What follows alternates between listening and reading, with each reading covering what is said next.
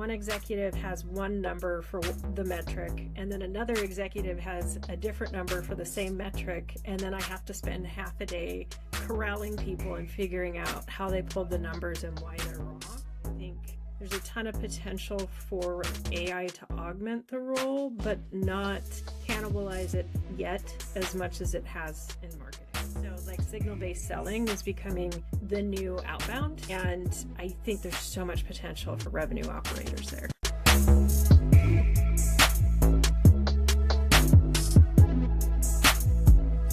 Hey, Camela, good afternoon. You are in Pacific, so it's 12 p.m. now. Yep. How's the day been? Busy, as always, with anybody in RevOps. They know the list is never ending, and then the Slack messages when you wake up are always fun to get to. So I'm sure a lot of people can relate. Okay, great. Great to have you here. We are just starting with this podcast series. You are our first guest, so really appreciate your time. Thanks for joining in. And the goal is very simple. There is so much talk about AI, a lot of good things, a lot of things that are being hyped about. So there is a lot of confusion when we speak to a lot of RevOps leaders. And over the course of last 18 months, I will say we would have spoken to at least 200 go-to-market leaders. And there is definitely a lot of excitement about what AI can accomplish, but also a lot of questions and confusions on what is even possible today as we speak. Yes, the technology is rapidly evolving. The foundational models are rapidly evolving, but still on the application layer, there is so much talk. There is generally excitement and lack of clarity and confusion. So what we are hoping to do with this podcast series is essentially talk to go-to-market leaders and understand from their personal experience, what are they doing with AI? What are they doing today? And what do you hope and anticipate to do? And which are your top three, wish list or gaps where you really want AI to play a very key role? It's essentially let's go to the truth. Yeah. Let's go away from hype and let's talk about reality. And we will mostly talk about your perspective, but once in a while, I'll see if I can chip in and share my perspective. An entrepreneur building a company in the space, but also have a deep tech perspective because I've been a CTO for a long time. So I understand the technology very well. So maybe I can share some perspective as well in this conversation. Great. Yeah, I'm excited to be here. Thanks for having me as your first guest, and let's dive into it. I'm excited. You want to start with your background. So for viewers to know, you've been in RevOps for a long time. You've worked with leading companies. So what is your background before AI, and also in the last 3 years, what have you been doing, and what does your stack look like? Yeah, it's been an interesting, unusual path. So I started out actually as a financial analyst and then was brought over to sales operations and had a knack for CRM back before CR admin was a full-time position. So I started on the sales side of the house, and then I got kind of, as my career progressed, pulled into whichever go-to-market team was having issues, and then would kind of be the bridge between the people, the process, and the systems to figure out what needed to be optimized. So I've been an admin in everything from Salesforce and HubSpot to Marketo, Eloqua, you name it. I've probably had my hands in it. Zendesk, Catalyst, all of them. After quite a while doing that, I'll be honest, I burned out a bit. So I went over to the marketing content side, and that has been great. I kind of specialize in selling to people in operations and B2B tech. However, I will say that AI has cannibalized a lot of the stuff I used to do and augments quite a bit of it. So I've gotten more efficient on that side and have been stretching back into the revenue operations role, and simultaneously head of marketing at the RevOps Co-op and head of RevOps at Phunware. So it's busy times, I think exciting times, and I'm really excited to be leaning more into the RevOps side because I think there's a ton of potential for AI to augment the role, but not cannibalize it yet as much as it has in marketing. I recollect you use the word cannibalize more than one, so definitely I want to double click on that as we speak.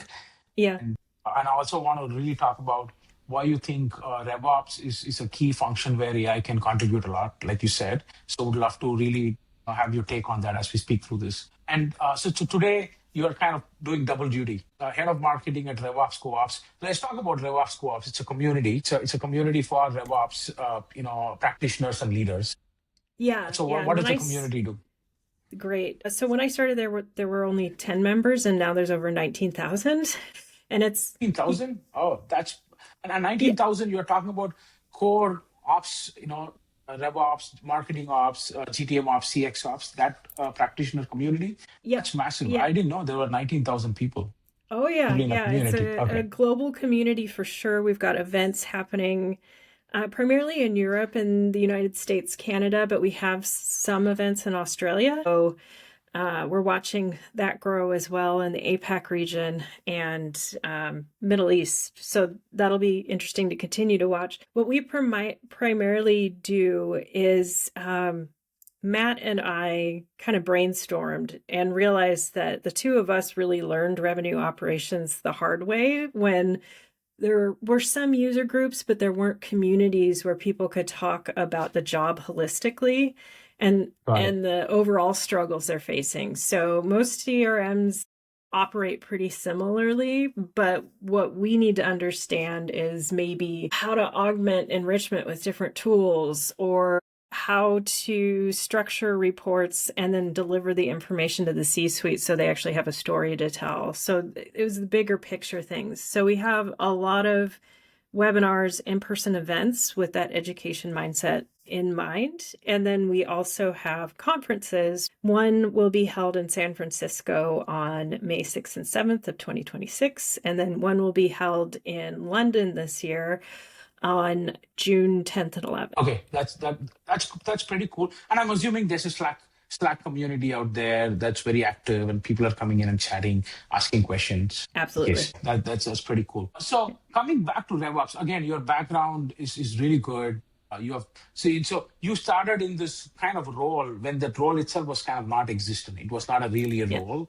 You kind of started back then. Would it be accurate to say that IT admins, in the pre-SaaS era, a part of that role has kind of become the sales ops, RevOps kind of a role in the SaaS era? Would that be kind of accurate to say that? Absolutely. And we're starting to see that increase even further. It goes well beyond CRM now. You have to be fluent in a lot of different technologies. And that's just snowballing with all the access to the AI tools out there. So, this new go to market engineer role that's Right, Clay, I think, right. termed it. Yeah. Correct. It's I kind of think taken off. there's some really exciting things that revenue operators can evolve into that really help with revenue generation directly instead of Right. being viewed as a cost center. So, looking at public data, third party signals. So, for an example, Phunware sells mobile maps so people can find their way on property to hospitality. How great is it to be able to mine reviews across TripAdvisor and Expedia and Google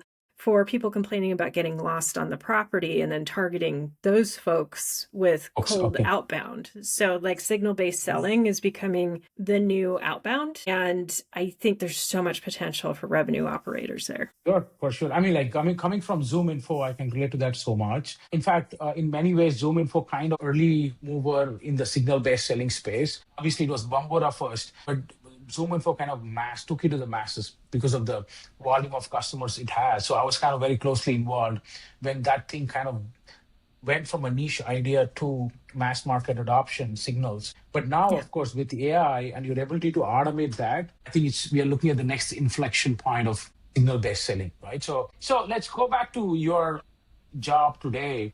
You little bit mentioned about Phunware and the signal-based selling that you're incorporating that. What does your stack look like today at Phunware? And how would you categorize? What are the three major components of a RevOps role, right? So how do you look at what are you responsible for in terms of architecting this whole systems and the solution? But most importantly, like you said, you don't want to be a cost center, but actually a revenue center of some kind. So how do you bucket this? Hey, these are the three core things that we do. And what does your stack look like today? So, I really center my role around people, process, and systems. And it's people first, then process, then systems. So it's Systems. figuring out the needs of the business as a whole and then working from there. So Phunware has drastically changed its business model, who they sell to, what they're targeting. So even though they had a tech stack in place, I was kind of walking into a blank slate in a lot of ways because the CRM data wasn't optimized for what they're doing now. None of the setup was there. So my first job is always to figure out what the board is looking for and what kind of business model they have and what kind of sales motion and which teams are involved. And then I always start with how can we get the infrastructure in place as quickly as possible to let the board know that their investment is doing well? Because that's priority number one in a business that just changes a business model and has a huge amount of investment that's rolling into marketing to prove out what's happening. So it depends on the business I walk into, but I Got do it. a lot of times meet with the executive team and try to understand the gaps they have in visibility. Then it's kind of bottoms up approach where I'm meeting with the teams to figure out why the information isn't flowing into a centralized place and then figure out how to solve that while still coming at it from an angle that I'm helping them and not making their job harder.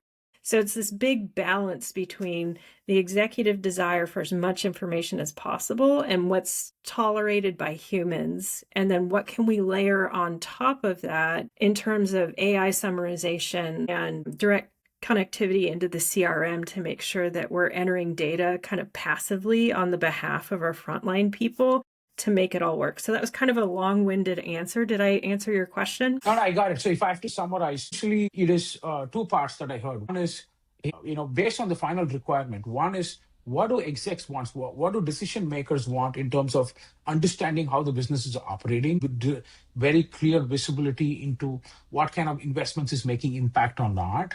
Yes. And the other part is to make that happen. Do we have the right systems, right flow of information coming in? Is it all architected really fine, right? So it's kind of broadly these two pieces that you would kind of hold yourself as primarily responsible for. Yes. And the third, just to get a little more specific, is understanding what the frontline team members need to do their job well, and then making sure that's instrumented and flowing into the whole thing as well. Got it. Got it. So a little bit of, building the systems out for the frontline team. It could be marketing, people who are reaching out. It could be teams who are running campaigns. It could be sales teams who are running their own campaigns and reach outs, ensuring that they have the right kind of systems set up in the right fashion so they can do their job. And of course, all of the data is fundamentally captured, flowing back to the systems of record, systems of engagement. So you can actually, again, do the measurement. You can give the visibility back to the execs at the end of the day. Exactly. Yeah. So in technical terms, if I have to break this down, one piece is analytics. One piece is, the core configuration of your core systems of record, systems of engagement. And the other piece is essentially it's an extension of the system configuration, but ensuring that you are enabling the frontline teams to actually be able to use these systems in the right manner. So Yeah. And then in technical terms, would it come down to these three kind of components? yeah, but I would add on like the most value revenue operations can provide a business is to be able to translate all the information that's coming out of those areas into next steps for the business for it to scale faster. Right. So you're also acting kind of as a translation and activation layer where you're pointing out where things are getting stuck and how to fix it. Got it. Okay, that makes sense. So configure the system, ensure all data is flowing, and really glean insights out of it and help it interpret for the decision-making teams. So as long as you can keep this loop running really well and more automation, you believe at that point of time, RevOps is not a cost center, but more like a profit center because you start making bottom line impact. Right. And once we have all the baseline, and if we can start leaning into go-to-market initiatives and refining them and making them better, because a lot of us don't have time to review all the campaigns coming out of inside sales and marketing. Once we have the time freed up to do that, I think we can really help accelerate the business in a more direct way. Okay. That makes a lot of sense. And I think I would expect AI to do some of those things. In fact, do a heavy lifting of a lot of those things. But again, I want to hear from you. So what does your stack look like today? But where do you want to be in 12 months, 24 months, majorly from a AI standpoint? Hey, I expect, given the state of technology today and what I'm hearing, this is where I want AI to take me in the next 12 to 24 months. What does that roadmap or a wish list look like? That's a great question. So when we recently acquired Gong, so I feel like we're in pretty good shape for call intelligence. The reason why this is so critical to a business moving into a new market is getting all of the competitive intel, the objections, the key questions, and then funneling them back into product and marketing to be able to feed them. So I feel pretty good there. Where everyone struggles in revenue operations always is data management. And that's where I've seen huge gains, but also additional potential on the AI side. So, for example, we have a ton of duplicates in the system, but some oddities because we're dealing with hospitality. There's a lot of intentional overlap that systems like HubSpot usually throw a red flag up, and that's what they base their deduplication on. So we're having to come up with creative rules and systems to be able to figure out how to systematically deduplicate over time. Because we've got all these systems connected externally to the CRM, and that data always flows through a little funky. So that's just something that RevOps always has to deal with. I think there's still some gaps there that I would love to have solved, but like our first step is we're running the entire company database through an AI data provider to figure out what's gibberish, what's real, and what's out of business in our database. And then layering on more sophisticated deduplication and merging management on top of that. So that's kind of the next step beyond that. And then other area I see huge gains in already is on the reporting and dashboard side. Being able to give a dashboard to executives where they're able to ask questions within very refined parameters has been a huge gain with PetaView specifically. And what I'm going to talk about your tool, because what I really love about it is that you do have a data dictionary and guardrails in place, so it's not falling off the rails.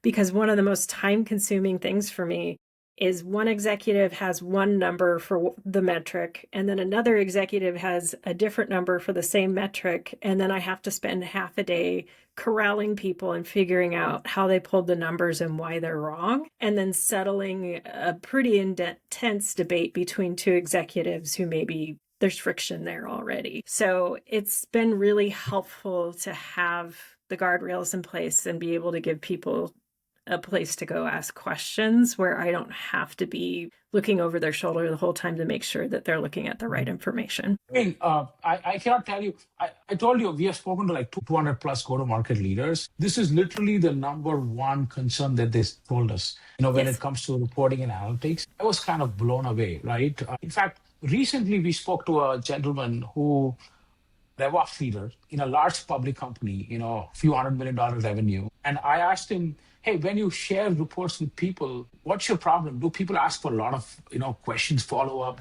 Are they asking you to do more reports? Is that where you're bogged down? He's like, no, man. If they ask for more reports, I'll be so glad. Nobody's asking for anything because they don't even trust what I'm giving, because they don't know what calculations went behind. It's a black box for them, at least from their vantage point. And every time I share a report, my sales leader will be like, no. We actually sent 2 times the number of emails than what I can see in your dashboard. Something is wrong here. Let me just go and build this myself. He's having some reason to not trust the data. Everybody's going off the rails and building this themselves, right? So they are using mostly Excel sheets. They're just downloading this and running this in Excel sheet. Some people who are technical enough, who can do some coding. Of course, now with AI, everybody, is able to do some coding. They'll write some SQL queries or Python code and query the data from the database or warehouse and do it themselves. But then while you are accelerating some level of analysis, you're just causing more confusion. Everybody's going to do their own formula. At the meeting, it's a disaster. Like you said, this is the number one complaint that we have heard across the board. And it's fascinating that nobody's really taken a crack at this, right? So you're working towards the solution. So the solution that you mentioned is essentially, it's going to come in, look at all of your data and tell you if the data makes sense. Essentially data quality check. Is there a way to put it in some sense? Yeah. It's very much a crawl, walk, run approach. So we're doing an overall audit of the company data as a baseline, and then layering in enrichment on an ongoing basis on top of that, plus additional tools to help us with deduplication. And I think the thing there for me is, like I said, it's hard to find somebody who's super trustworthy. So I like seeing what automated cleanup they're going to do in a staging table before I push it to production, just so I can double check that the code they have and the AI is consistently doing the same thing. But the promise is a lot of these manual rules that you have to put for deduplication. There's some large automation that's possible. The promise. Yes, with the asterisk that I always want a check in the middle because it can go off the rails really fast. So that's another thing, right? That's another thing that we have consistently heard from people, that we don't want a system. Two things that we hear. One is we don't want the system to be so autonomous that we have no idea what's happening, because when it comes to these systems, these use cases that we're talking about, reporting, data duplication, you can never look at the result and know if it is right or wrong. Right. You need to kind of know how it arrived at the result. You need to do some checks. It's a very unique use case that way, mostly related to data. Yeah. And that's where people can easily get, duped in some sense into believing that, oh, it's a great result, let's go and do it. But, you got to check the process. Yeah. If somebody comes in and says, we're going to clean up your database, just give us access, and they assume that everything with a blank email is the same person and just merge it all, that's a disaster. Exactly. So exactly. That check is essential, and also something, I'll plug PetaView again, that I really admire about how you've built that out thoughtfully, where I can look at each step if I want to and review the results to see if we're on the right track and make adjustments as necessary. Exactly. So I think that being human in the loop in a real sense, right? Not just you're looking at the final result, but being able to, you're really in the loop end to end. And we kind of strongly believe in that. And that's what we have heard time and over again from all the go-to-market leaders that we spoke to. Okay, so going back to your stack, AI for reporting, and then AI for, data cleanup and ensuring that data kind of stays on track. And then you are using Gong. And the core use cases for your Gong implementation is, summaries, maybe some kind of a triggers that you have set about competitor mentions. In general, getting a sense of where people are saying, no, I don't want your solution. Why not? Getting deep insight into that. So is there any automation you have set up on top of Gong, or is it like you have to go and manually look at these queries, and how does the whole setup work? So we automatically port over next steps and then key fields that help us summarize a lot of the information and like feed information into like competitor fields, core objections, next steps, that sort of thing. So we do have that in place. Got it. So you do have that. So all of this is kind of flowing in. There's some kind of a email alert that people are getting saying, hey, this is what happened. This is what you should be doing next. Kind of an automation like that.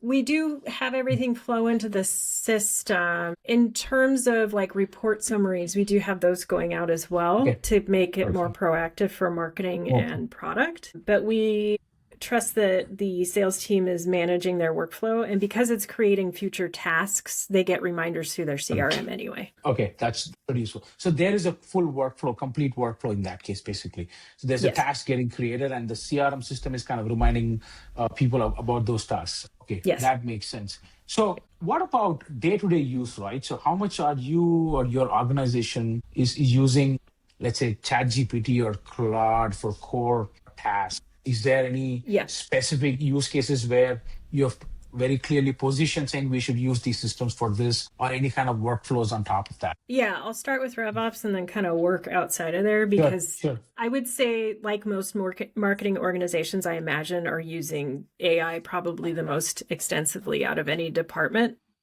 Absolutely. For revenue operations outside of the systems we just discussed and how involved I have to be in making sure they're configured correctly.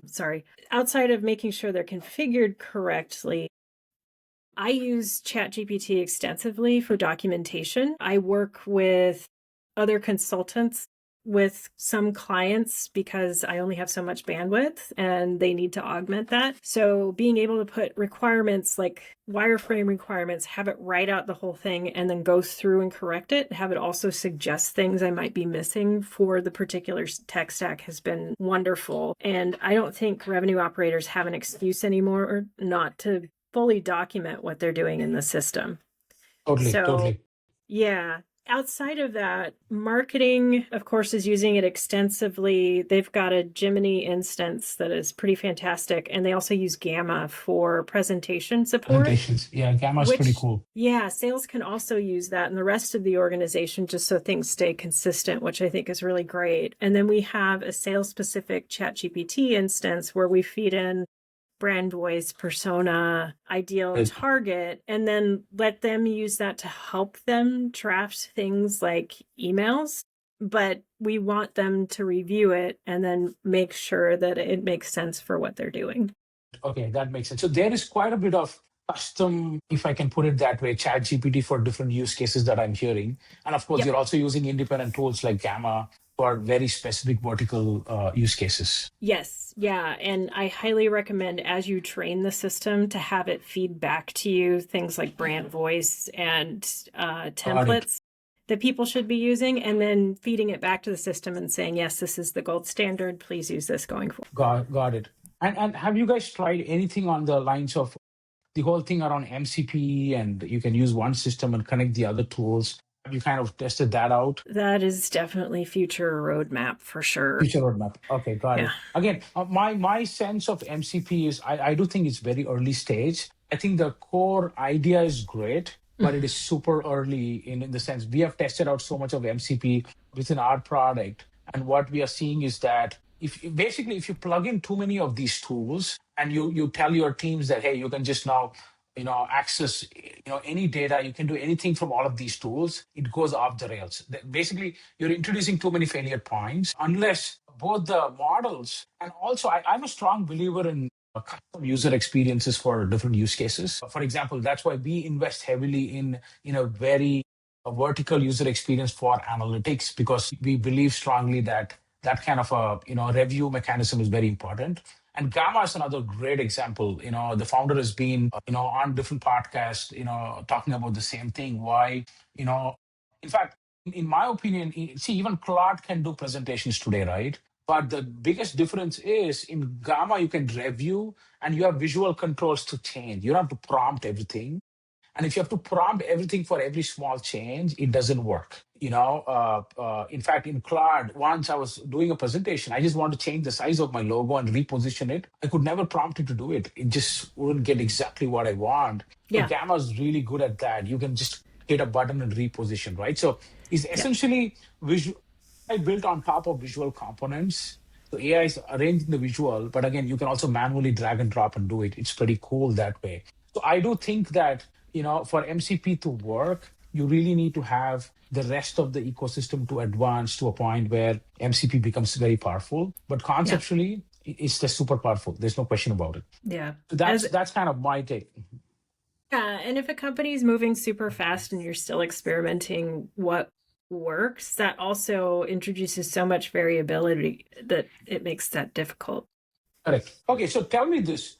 End of 2026, where do you would like to be? Like, if I can check these 3 items of my list in a certain specific way, if my systems can behave in this manner, then we are in a really good spot. What would that be? Let's see. So if I have reports in place for my key stakeholders, so your board reporting and then key stakeholder reports, and they can answer most of their questions on their own. That's number 1. Number 2, do I have a database of contacts and people now that marketing feels is usable and sales can navigate? That would be number 2. And then number 3, on a personal level, I want to get out there and learn more about cloud coding and Clay and spend more time in those areas. Right now, I'm working so fast and such a high level that I feel like I'm missing some skill sets that are going to be really important for revenue operators in the next 6 to 12 months. So that's always on my radar. I agree with you. I mean, like Claude Code has really lowered the bar for coding. I mean, like honestly speaking, and now they launched something called Claude Co-work. I don't know if you've seen that. I have. That's just taking you closer to coding. Essentially, it's underneath. It's just Claude Code, just a different UI. It's taking you closer to coding, and it's pretty promising. I think powerful. I wouldn't say today because Claude Code is powerful, but the Claude Co-work is still early days. Yeah. But it's definitely the right direction, and it's extremely promising. Yeah, is yeah. my take. I think by the end of the year we're going to be in places we didn't expect just because this is changing so quickly. So that was my best guess. So you want reporting completely self-serve in a real sense. So executives can ask questions, get to their answers, and you want the data to be like pristine and clean, where people can consume it very easily. So you that's so I think there's a lot of emphasis on data and the cleanliness of the data from what I'm hearing in this conversation. And of course, there are multiple people, really attempting that problem all the way from Zoom Info to Clay. There's a whole bunch of companies out there. And of course, the third biggest target for you personally is to get to a point where you feel in control of what's happening in the landscape of AI. Three things. Precisely. I would say the 2026 plan looks pretty sorted. Goals, right? So, and of course, I'll definitely promise you on goal number one, we'll take care of that for you. And hopefully the rest of the community will chip in, right? As we speak to more people, we're going to see what others are doing and not doing. And there's going to be so much, I think, information and intel that's going to flow in that we will continue to publish, right? So this is great. So I'm going back to the questions that I had, and I think I've pretty much covered all the questions, but there's one line item which says uncuttable budget item. If you had to rebuild your RevOps stack from scratch in 30 days, what's the first tool or capability you would buy back? I think you would probably say data. It looks like that's your biggest challenge versus that's the first problem that you would love to solve, is my guess. But again, I'll let you answer the question. The list is so long and Yeah, complicated. that's It why it's a depends on the day it's a tricky question, right? So okay, Yeah, today, let's say today, if you want to rebuild your RevOps stack, what is really the first tool? It's like it should be a no-brainer, right? It's a rapid yeah. fire question kind of stuff. What is the I, first tool that you'll go for? I think it's Clay Play plus a couple once other or twice. tools for intent signal mining would Once probably or twice. be. Yeah, I mean, like I Yeah, think that's probably the first thing every RevOps person wants to put together, because you want to have the data foundation ready for your sales market team to start going at it. Everything else can come next, right? So, but again, within that problem statement, you're leaning towards Clay. You love Clay. yeah. Just because we're so focused on acquisition too. If we Got were it. focused on expansion and renewal, it would be a different answer. But I mean, yeah, like I recollect this conversation, right? I had with a very, very senior exec at Zoom Info, and Zoom Info had this very clear motion. They always get into an org through data sales, okay, and then expand all the other products. So when I sold my company to ZoomInfo, we were building for marketing teams. So it was one of the 5 or 6 other products ZoomInfo offered. So I used to have this whole thing with our sales leadership.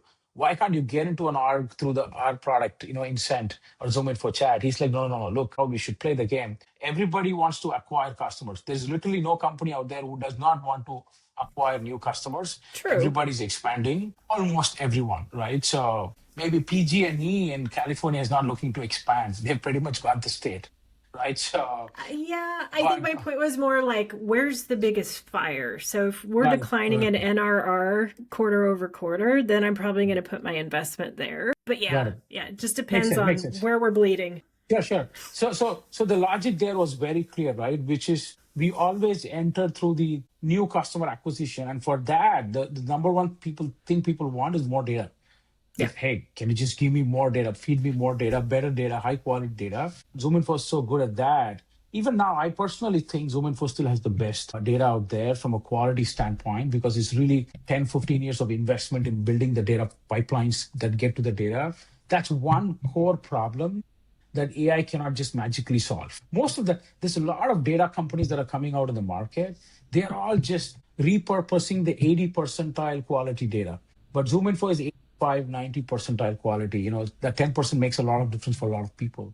So they always enter through that and then, sell the other products. That was kind of the strategy. So it is very aligned with what you're saying, which is most companies, most RevOps leaders want to solve that problem first. Yeah. Then we go and fix the other problems. Okay, makes a lot of sense. Cool.